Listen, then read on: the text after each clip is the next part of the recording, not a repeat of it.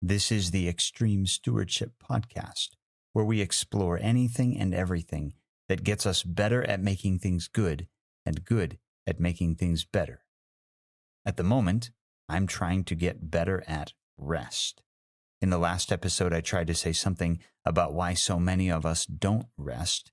Now, in this episode, I'm going to articulate some of the reasons why we must rest, why rest isn't optional. A few years ago, one of my students was telling me about their schedule, which, of course, was completely insane. And I said something about sleep. And she said, "Sleep is for the weak." Yes, and you are weak. And I am weak. I've been a new dad. I've been a college student. I've done lots of all-nighters. I won't bore you with all the anecdotal evidence because you've got plenty of your own. I'm not going to bother pulling out the mountains of scientific analysis showing that less sleep and more alcohol have a lot in common when it comes to response times, situational awareness, the ability to act wisely in any given moment. It's an established fact, okay? Not getting enough sleep is really bad for you. Yes, there is a range of how much sleep people need, especially at different stages of life.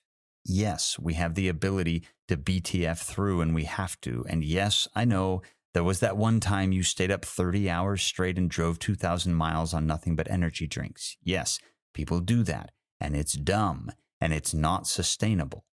30 hours straight, that's nothing. That's one night's sleep you skipped. Try staying up 2 or 3 or 5 nights in a row. Try going a month without sleep. Not going to work out too well. Think of this, our ability to endure life without sleep isn't too far off our ability to endure life without water. Go a day without water. Unless you're in the Sahara or you're engaged in constant physical activity, you can do it. It's not a good idea, but you can do it. Now go 2 days without water, 3 days without water, 4 days, you're dead. Like literally dead. So if you think sleep is for the weak, just remember that you need sleep like you need water. All that to say, we have to rest. It's hardwired into our physiology, and no amount of mental fortitude or practice or conditioning is ever going to change that. Sleep is for the weak, and we are weak. Or maybe I should say, we are human. We are creatures. We are not, and this is the real point, we are not gods or goddesses.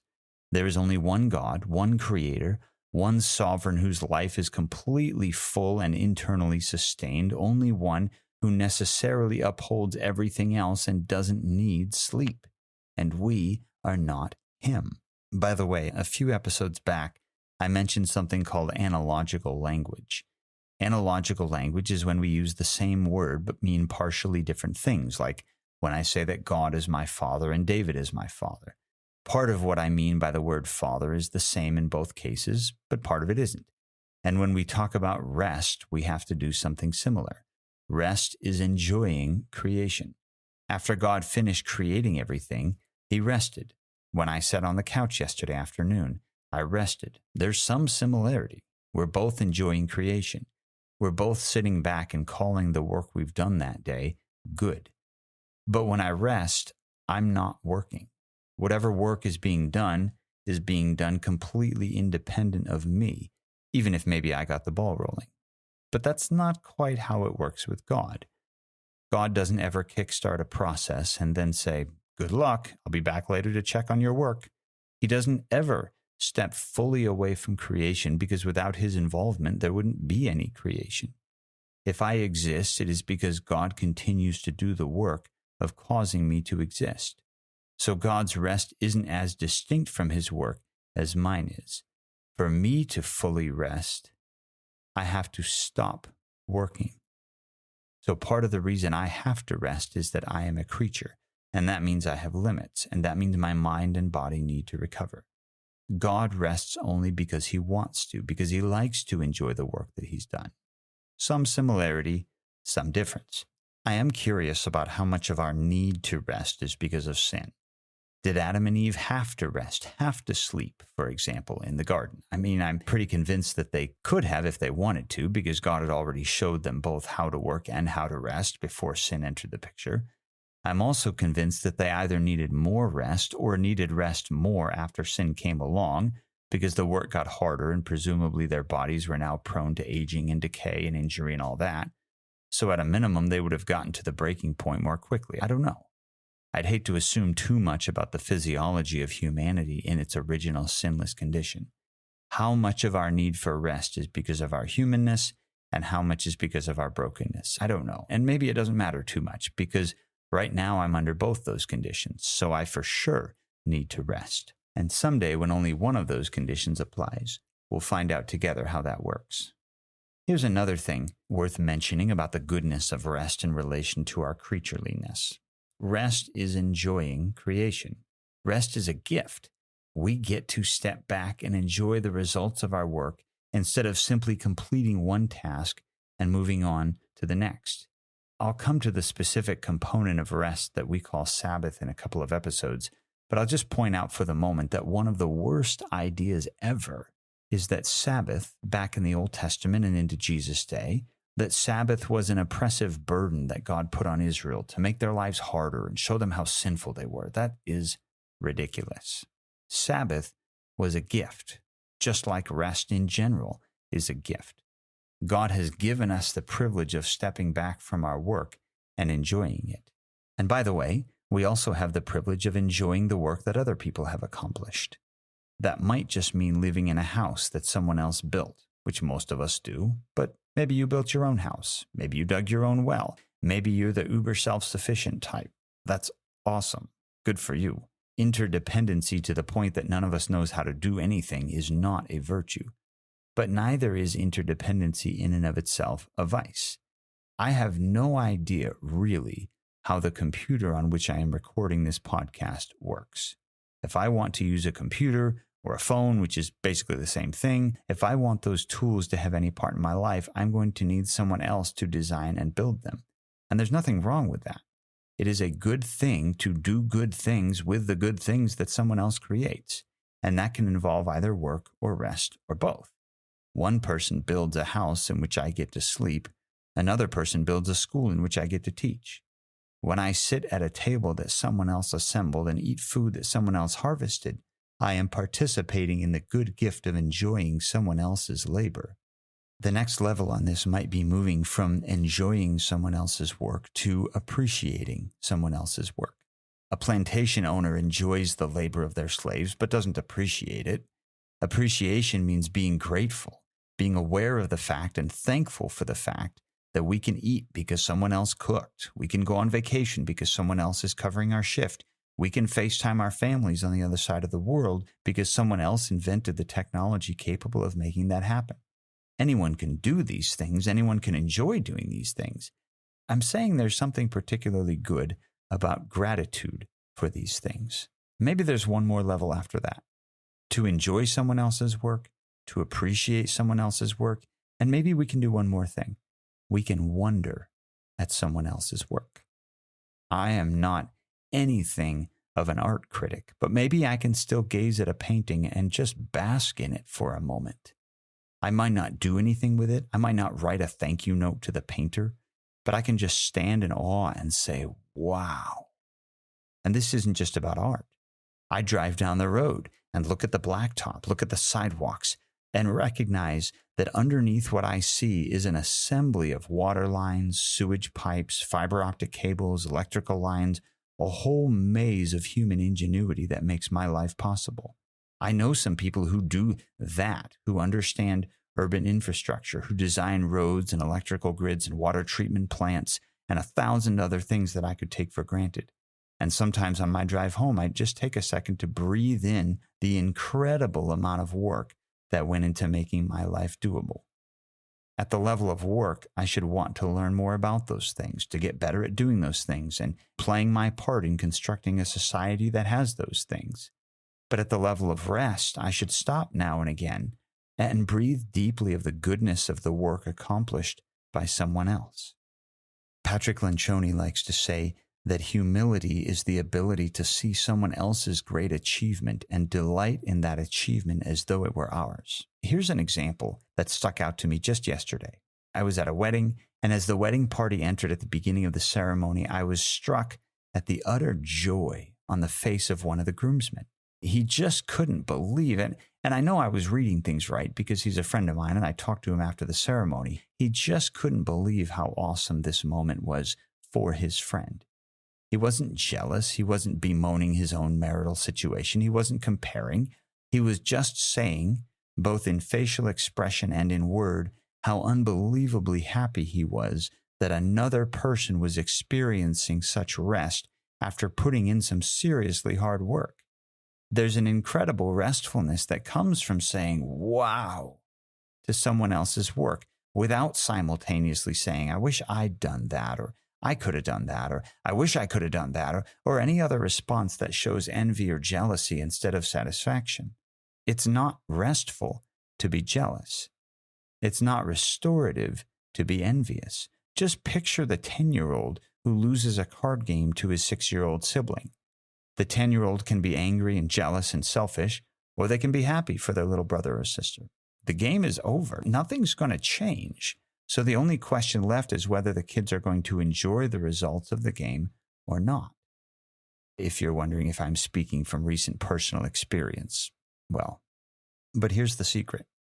When Paul tells us to rejoice with those who rejoice, he isn't just saying, get over yourself and be happy for them, or being excited for someone else's success is the nice thing to do.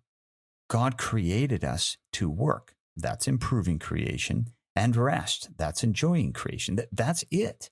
Those are the only two things we do that are fitting for us as creatures, as stewards. Jealousy and envy are not work because they don't accomplish anything. And they're not rest because they're precisely the opposite of enjoying creation, the opposite of enjoying the work that's been done. Jealousy and envy. By the way, I like the definitions of those words that Alvin Plantinga gives in his book, Not the Way It's Supposed to Be. Plantinga defines jealousy as wishing I had what you have, and envy as wishing you didn't have it.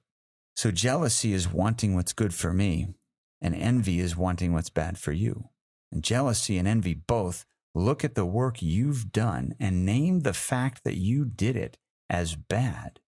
And God looks at how you and I improve creation and calls that good. Jealousy and envy look at how someone else improves creation and call it not good. Now there's a serious thought. Jealousy and envy are what happens when stewards disagree with the owner. In the ultimate sense, in the sense that I'm using on this podcast when I name God as the only one who deserves the title owner, because everything that exists is his, that's kind of a big deal. When I am jealous or envious, I am looking at God and saying, the work would have been done better if I were the owner instead of you. And let me tell you, that's not restful. When Jesus asked Paul in their road to Damascus encounter why Paul is kicking against the goads, he's asking Paul why he insists on beating his head against the wall to no purpose, why he keeps pursuing something that's never going to happen. That's what we do when we wallow in self-pity, which is what jealousy and envy are, and wish we'd been in charge instead of God. Kicking against the goads is the opposite of restful. It's frustrating, it's exhausting, it's depressing. But if I recognize my position as a steward and God's position as the owner, I'm going to look at someone else's accomplishment and enjoy its goodness. That's restful. That's good. Now, I should probably clarify one thing here. I don't mean that we should not be inspired by other people's work or that we shouldn't be motivated to go and do likewise. Absolutely we should, at least sometimes. But a couple of episodes ago, I talked about laziness and how one of the differences between laziness and rest is that rest inspires work, while laziness inspires more laziness. What Lencioni calls humility, that moment where I enjoy someone else's work, that can inspire work because I see the goodness and get excited about participating in it. Jealousy and envy don't inspire the improvement of creation. They inspire improvement of my status in creation.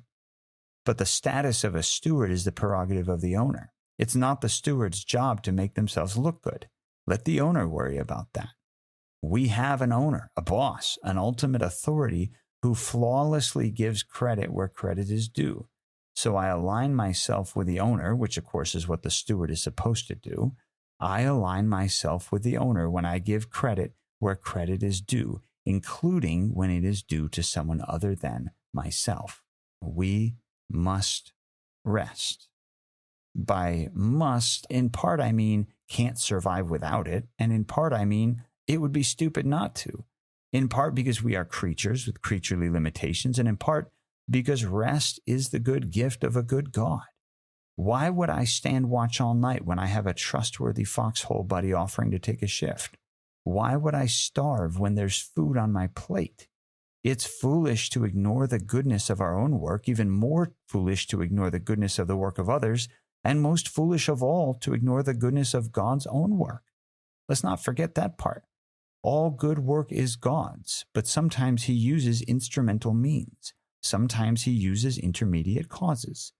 God provided the growth, but he still used Paul to plant and Apollos to water, as it says in 1 Corinthians. Other times it's just him, directly and concretely, with no human mediator. And it just might be the case that enjoying those creations is the most restful of all. I wonder why that is. Why do so many of us find being out in nature, as we sometimes put it, why is that particularly restful? I'm sure it's partly because so many of us work in high concentrations of human input. Schools, offices, construction sites, restaurants, places where we are visually and audibly surrounded by human activity. That's not necessarily a bad thing. My office has 4 walls, a floor, and a ceiling. It has electricity. It has a desk and a chair and a ton of books. And the only sounds I hear are my keyboard, the air conditioner, coworkers out in the hallway, and the occasional vehicle driving by.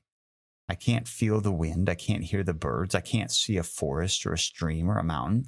I am completely saturated with man-made sensory inputs. And again, that's not necessarily wrong. I'm not going to call those inputs artificial. I think that's the wrong word. Generally speaking, they're good. But if everything around me is mediated to me through other humans, other stewards, it's going to be easy for me to forget that there's an owner. And it's stressful to be ownerless. If there's no owner, well, that isn't really possible. There has to be an owner. There has to be a top of the org chart. And if it isn't God, I'm going to put something or someone else there. My boss, my community, my country, myself. And since none of those are actually the owner, none of them can carry the weight of acting like the owner. And since whoever or whatever I've identified as the owner is inevitably going to fail to live up to that calling, that's not restful, because my ability to rest is contingent on the reliability of someone else to work while I'm resting. All that to say, being away from human creativity reminds me that there is a creator. And it reminds me that though he frequently invites us into his work, he is also quite capable of working without us. And that is restful. I also wonder if being in direct contact with God's creative activity is most restful because, well, rest is enjoying work, and the better the work, the more enjoyable it's going to be. Go to a youth piano recital, then go to the local symphony. I mean, no offense to 8-year-old Jimmy, but he's not offering me the same level of enjoyment and rest as the professionals. And how much bigger is the gap between God and the greatest human artist? All nature sings, and round me rings the music of the spheres. There's a reason watching the sunset over the mountains is more restful than going to the theater and catching the latest CGI masterpiece. It's not that one is bad and the other is good. It's that one is good, potentially to a certain degree, but the other is far more so because it comes straight from the studio of the master artist himself. The greater the work, the greater the rest. I know a lot of the people who listen to this podcast are pretty connected to God's direct creativity, whether through backpacking or hunting or camping or farming or whatever. If you're not, you need to be, because while human creativity is good, divine creativity is so much better. And since it's better, it's more enjoyable, it's more restful. God made us to work hard. He also made us to rest well. The better the work, the better the rest. The better the rest, the better the human. And so we be the best of what God created us to be when we enjoy the best of what He created us to enjoy.